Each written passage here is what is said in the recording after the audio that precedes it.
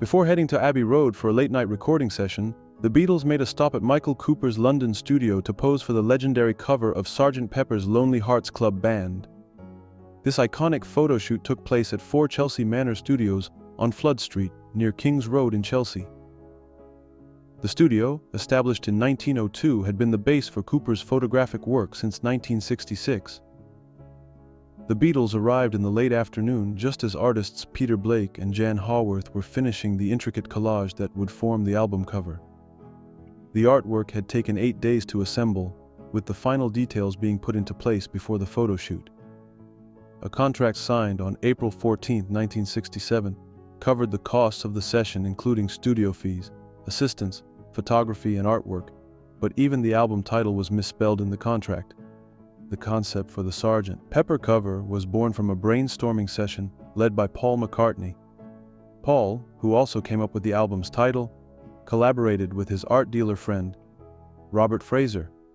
Fraser suggested bringing in Blake, Haworth, and Cooper to help realize McCartney's vision. McCartney envisioned a stage-like setting, with the Beatles dressed as members of a fictional marching band, surrounded by an eclectic mix of famous figures. The photo shoot on March 30, 1967, took about 3 hours, capturing shots for the front cover, the gatefold sleeve, and the back cover. Blake and Haworth coordinated the set design, while Cooper handled the technical side of the photography. Despite challenges, such as fitting a large, complex set into a relatively small studio, including oversized props like the flower bed, the shoot proceeded with a sense of urgency and creativity. One of the key challenges during the shoot was the lighting setup.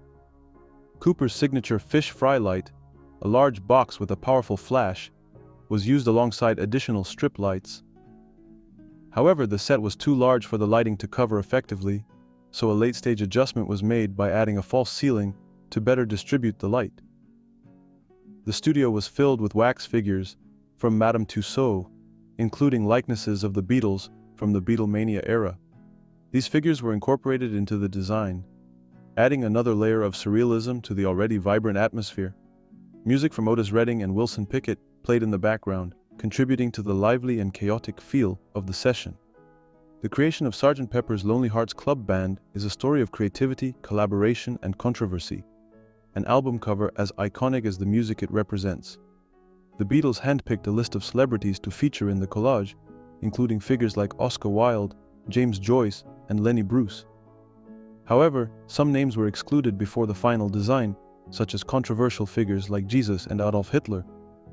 The finished artwork was a striking collage featuring life-sized cutouts of these iconic figures, with the Beatles in colorful military-style uniforms standing next to a bass drum emblazoned with the album's title. The Beatles began conceptualizing the artwork with a careful selection of heroes, role models, and cultural figures to appear alongside them. Paul McCartney, who came up with the album's title, explained the process. To portray the members of Sgt. Pepper's Band, we started thinking about who our heroes might be. It was a motley crew from Marlon Brando to James Dean to Albert Einstein and so on. The choices were deeply personal and varied, ranging from legendary actors like Groucho Marx to footballer Dixie Dean, reflecting the eclectic nature of the Beatles' inspirations. However, the list soon became much more than just Paul's. John Lennon, always one to challenge convention, wanted to include bold and controversial figures. He suggested people like Adolf Hitler and Jesus Christ to provoke and shock.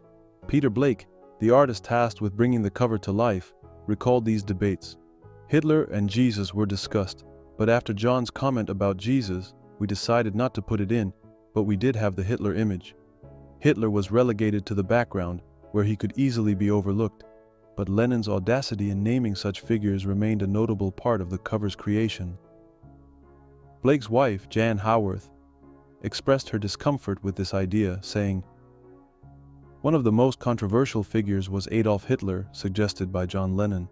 It really bothered me that John had that level of thoughtlessness or arrogance." Ringo Starr, in his usual laid-back style, had little to contribute to the selection process. According to assistant Nigel Hartnap, Ringo simply said, "Whatever the others choose will be fine with me." George Harrison, on the other hand, was more discerning with his choices, suggesting Indian gurus and other figures he admired, contrasting with the more irreverent selections of his bandmates. "I still have no idea who chose some of those portraits," George admitted later. Finding appropriate images for such a diverse group of figures proved challenging.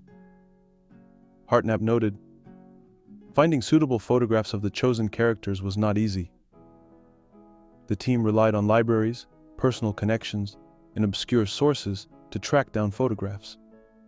Some names, like Albert Stubbins, a Liverpool footballer, were largely unknown but included to represent local heroes.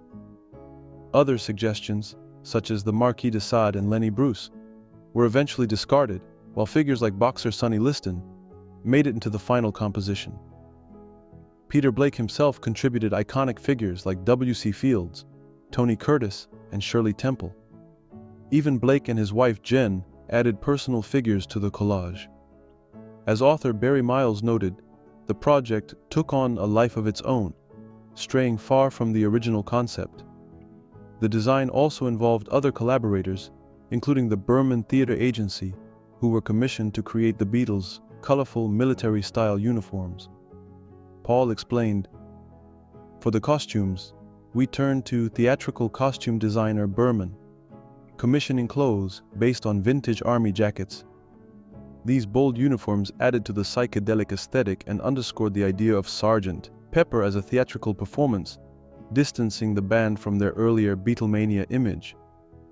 Despite the fun mood, the photoshoot marked a pivotal moment in the Beatles' career."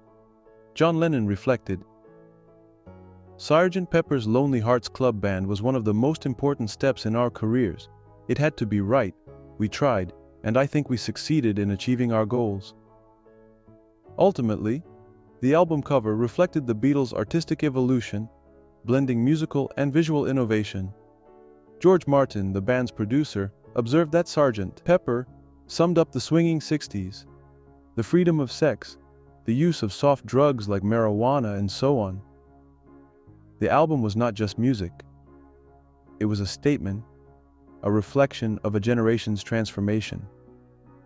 Despite the whirlwind nature of the photoshoot, the resulting images would become some of the most iconic in music history. After the shoot, the Beatles returned to Abbey Road to continue recording Sgt. Pepper, unaware that these images would become a defining part of rock and roll culture. Years later, it was revealed that much of the set, including elements like the bass drum and the cutout figures, was discarded after the shoot. Some pieces, however, were sold for substantial amounts, with one of the drum skins later fetching $1 million. This sale serves as a testament to the lasting cultural significance of both the album and its artwork. The collaboration between the Beatles, Michael Cooper, Peter Blake, and Jan Hayworth resulted in one of the most memorable album covers in music history, marking a creative high point in the psychedelic era. In the end, the creation of the Sgt. Pepper cover was as unconventional as the album itself, involving an ensemble of artists, assistants, and friends. The result was a masterpiece that would go on to become one of the most recognizable and discussed album covers in history.